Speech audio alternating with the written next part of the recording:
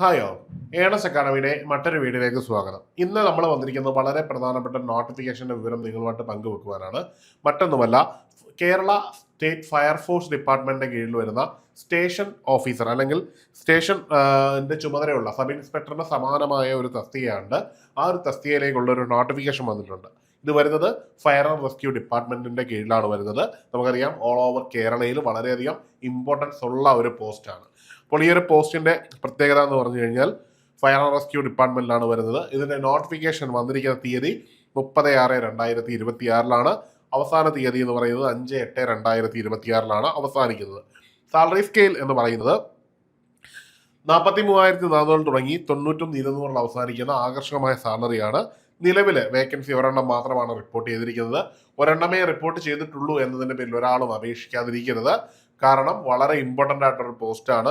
All Kerala ലെവലിലാണ് നിയമനം നടക്കുന്നത്. അതുകൊണ്ട് തന്നെ നിയമനങ്ങൾ അത്യാവശ്യം നടക്കാൻ സാധ്യതയുള്ള ഒരു പോസ്റ്റാണ്. അപ്പോൾ എല്ലാവരും, യോഗ്യതയുള്ള എല്ലാവരും അപ്ലൈ ചെയ്യണം.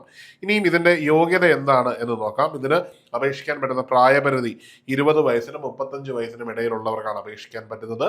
അതിൽ OBC SC ST വിഭാഗങ്ങൾക്ക് അതാത് രീതിയിലുള്ള ഇളവ് ലഭിക്കും. അതായത് OBC വിഭാഗങ്ങൾക്ക് 3 വർഷവും SC ST വിഭാഗങ്ങൾക്ക് 5 വീതവും ഇളവ് ലഭിക്കും എന്നുള്ളതാണ് ഇതിന്റെ ഏറ്റവും പ്രധാനപ്പെട്ട വസ്തുത. ഇനിയും ഇതിനകത്ത് ഏറ്റവും പ്രധാനപ്പെട്ട കാര്യം വിദ്യാഭ്യാസ യോഗ്യതയാണ്.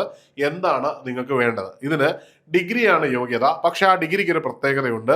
നിങ്ങൾ കെമിസ്ട്രി ഒരു പേപ്പറായിട്ട് എടുത്ത് പഠിച്ചവർക്ക് മാത്രമേ ഈ ഒരു പരീക്ഷ എഴുതാൻ പറ്റുകയുള്ളൂ. അതായത് നിങ്ങൾ BSc ഡിഗ്രി ആയിരിക്കും ഏതെങ്കിലും എടുത്തിരിക്കുന്നത്, പക്ഷെ അതിൽ ഉറപ്പായിട്ടും കെമിസ്ട്രി ഒരു പേപ്പറായിട്ട് ഉണ്ടായിരിക്കണം എന്നതായിരിക്കും ഇതിന്റെ ഒരു അടിസ്ഥാന യോഗ്യത.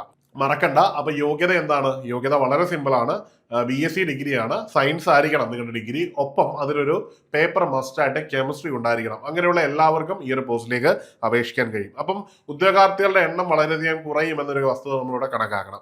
ഇനിയും ഫിസിക്കൽ എഫിഷ്യൻസി വളരെ മസ്റ്റാണ്. ഏതെങ്കിലും തരത്തിലുള്ള അംഗവൈകല്യമുള്ളവർക്കൊന്നും ഈ ഒരു പോസ്റ്റിന് അപേക്ഷിക്കാൻ പറ്റില്ല. ഇനി ഫിസിക്കൽ കാറ്റഗറിയിലേക്ക് പോകുമ്പോൾ ഹൈറ്റ് എന്ന് പറയുന്നത് 165 സെന്റിമീറ്റർ മിനിമം ഉണ്ടായിരിക്കണം. ഇനിയും SC ST കാൻഡിഡേറ്റിലേക്ക് എത്തുമ്പോൾ അവിടെ 160 സെന്റിമീറ്റർ എന്ന് പറയുന്ന ഒരു കാറ്റഗറിയിലേക്ക് മാറും. വെയിറ്റ് എന്ന് പറയുന്നത് 50 കിലോഗ്രാം തന്നെയാണ് മിനിമം ആയിട്ട് വേണ്ടത്. അതിൽ കൂടുതൽ ആയാൽ കുഴപ്പമില്ല. SC ST കാറ്റഗറിക്ക് 5 കിലോയുടെ ഇളവ് അനുവദിച്ചിട്ടുണ്ട്. ചെസ്റ്റ് എന്ന് പറയുന്നത് 81 സെന്റിമീറ്റർ മിനിമം ജനറൽ കാറ്റഗറിക്കും OBCക്കും ഉണ്ടായിരിക്കണം. SC ST വിഭാഗങ്ങൾക്ക് 76 സെന്റിമീറ്റർ മതിയാകും. ഇനി ചെസ്റ്റ് എക്സ്പാൻഷൻ 5 സെന്റിമീറ്റർ രണ്ട് കമ്മ്യൂണിറ്റിക്കും, ജനറലിനും അതുപോലെ തന്നെ SC ST വിഭാഗത്തിനും ഉണ്ടായിരിക്കണം. ഇനി കാഴ്ച വളരെ ഇമ്പോർട്ടൻ്റ് ആയിട്ടൊരു ഘടകമാണ്. ഇതിൽ 6x6 വ്യൂ മസ്റ്റായിട്ടും ലോങ് ഡിസ്റ്റൻസിൽ ഉണ്ടായിരിക്കണം. അതുപോലെ തന്നെ ഷോർട്ട് വിഷനും നമ്മളെ സംബന്ധിച്ചിടത്തോളം 0.5 തന്നെ കിട്ടിയിരിക്കണം. ഇനിയും 2 കണ്ണിനും പൂർണ്ണമായിട്ടും ഇതുണ്ടായിരിക്കണം. പോരാതെ കളർ ബ്ലൈൻഡ്നസ്, ബൈനാക്കുലർ വിഷൻ പോലുള്ള പ്രശ്നങ്ങളൊന്നും നിങ്ങൾക്ക് ഉണ്ടാകാനും പാടില്ല. ഇനി ഫിസിക്കൽ എഫിഷ്യൻസി എന്തൊക്കെയാണെന്ന് നോക്കാം. അതിൽ ആദ്യമായിട്ട് 100 മീറ്റർ 14 സെക്കൻഡ് കൊണ്ട് കവർ ചെയ്യുക എന്നുള്ളതാണ്. അടുത്തതായിട്ട് ഹൈ ജമ്പ് മിനിമം 132.20 സെന്റിമീറ്റർ നമ്മൾ ക്രോസ് ചെയ്തിരിക്കണം. ലോങ് ജമ്പ് 487.20 സെന്റിമീറ്റർ നമ്മൾ കവർ ചെയ്തിരിക്കണം.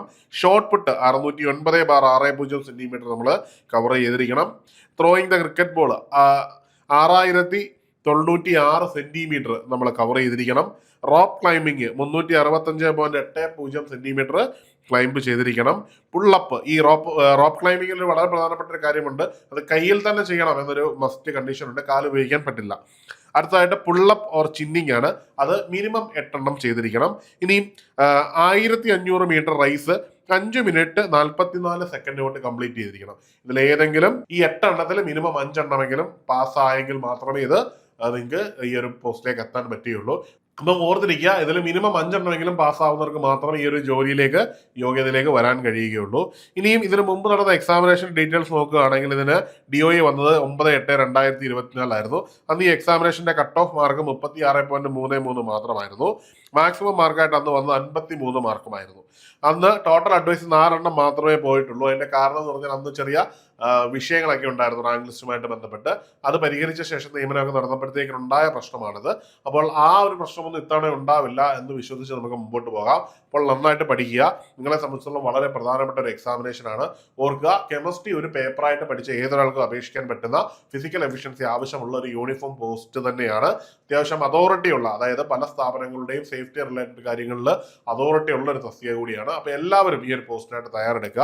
അപ്പോൾ പോസ്റ്റിനെ പറ്റിയും അതിന്റെ വിശദ വിവരങ്ങൾ അറിയുന്നതിനും ഒപ്പം തന്നെ കോഴ്സിൽ ജോയിൻ ചെയ്യുന്നതിനും കോഴ്സിന്റെ വിശദ വിവരങ്ങൾക്കുമായിട്ട് ഈ കാണുന്ന നമ്പറിൽ ബന്ധപ്പെടാവുന്നതാണ്. അല്ലെങ്കിൽ താഴെ കാണുന്ന ഗൂഗിൾ ഫോം ഫില്ല് ചെയ്യാവുന്നതാണ്. മറ്റൊരു വീഡിയോയിൽ കാണാം. Good bye.